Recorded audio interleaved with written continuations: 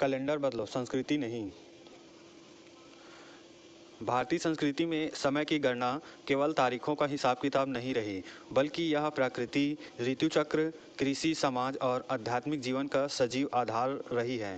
Calendar बदलो, संस्कृति नहीं का संदेश हमें सिखाता है कि आधुनिक व्यवस्था और वैश्विक उपयोगिता को अपनाते हुए अपनी संस्कृति जड़ों से विच्छिन्न न हो।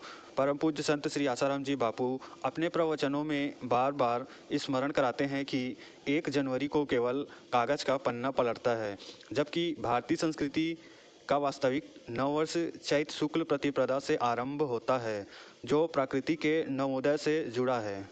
भारतीय कालगणना विज्ञान और प्रकृति का संतुलन। भारतीय कालगणना चंद्र सौर प्रणाली पर आधारित है, जिसका विकास प्राचीन सूर्य सिद्धांत जैसे ग्रंथों से हुआ। इसमें पृथ्वी की सूर्य परिक्रमा, चंद्रमा की गति, ऋतु परिवर्तन और नक्षत्रों का सूक्ष्म अध्ययन समाहित है। आधमास और 6 मास की व्यवस्था के माध्यम से चंद्रवर्ष को सौर्य वर्ष के साथ संतुलित किया जाता है, ताकि फसल चक्र, मौसम और पर्व त्योहार अपने सही समय पर रहे। यही कारण है कि विक्रम संवत और शाक संवत जैसे पंचांग आज भी ग्रहण, नक्षत्र और खगोलीय घटनाओं की सटीक गणना में सक्षम हैं। परम पूज्य संत श्री आसाराम जी बापू बताते हैं कि ईसाई नववर्ष 1 जनवरी पर न तो ऋतु बदलती है, न कृषि चक्र में कोई परिवर्तन आता है। यह केवल एक विदेशी कैलेंडर का आरंभ है। इसके विपरीत भारतीय पंचांग जीवन और प्रकृति के गहरे तालमेल को दर्शाता है। विक्रम संवत, इतिहास और संस्कृति चेतना। विक्रम संवत की परंपरा 57 ईसा पूर्व चैत्र शुक्ल प्रतिपदा से मानी जाती है। लोक कथाओं और ऐतिहासिक वर्णनों के अनुसार सम्राट विक्रमादित्य ने शाकों पर विजय के पश्चात प्रजा को ऋण मुक्त कर इस संवत की स्थापना की। पौराणिक मान्यता के अनुसार इसी दिन सृष्टि का आरंभ हुआ। ब्रह्मा द्वारा सूजन और विष्णु के मत्स्य अवतार का प्रसंग जुड़ा है। यह संवत ग्रेगोरियन कैलेंडर से 57 वर्ष आगे है और आज भी नेपाल सहित अनेक क्षेत्रों में आधिकारिक रूप से प्रचलित है। हिंदू, जैन और सिख परंपराओं के अधिकांश पर्व इसी कालगणना पर आधारित है। ग्रेगोरियन कैलेंडर, उपयोगिता और सीमाएं। ग्रेगोरियन कैलेंडर का निर्माण 16वीं शताब्दी में यूरोप में प्रशासनिक और खगोलीय सुधारों के उद्देश्य से हुआ। भारत में इसका प्रवेश ब्रिटेन शासन के दौरान व्यापार और प्रशासनिक एकरूपता के लिए हुआ।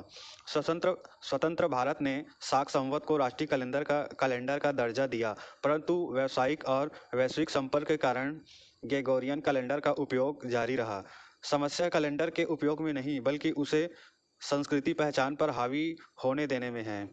जनवरी की ठंडी ऋतु में नया वर्ष मनाना प्राकृतिक सम्मत नहीं है, जबकि भारतीय परंपरा वसंत ऋतु में नव वर्ष का स्वागत करती है।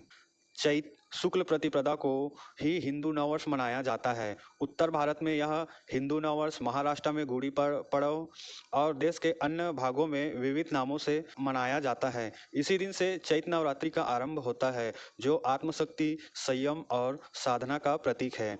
वसंत ऋतु का आगमन, नई फसलें, विशेष भोजन और नीम पत्ती का प्रसादी सब मिलाकर जीवन को मधुर कटु अनुभवों का संतुलन सिखाते हैं। परम पूज्य संत श्री आसाराम जी बापू का संदेश है कि इस दिन केवल उत्सव न मनाएं, बल्कि सुखी जीवन, सात्विक विचार और आत्मिक उन्नति का संकल्प लें। आधुनिक चुनौती और समाधान।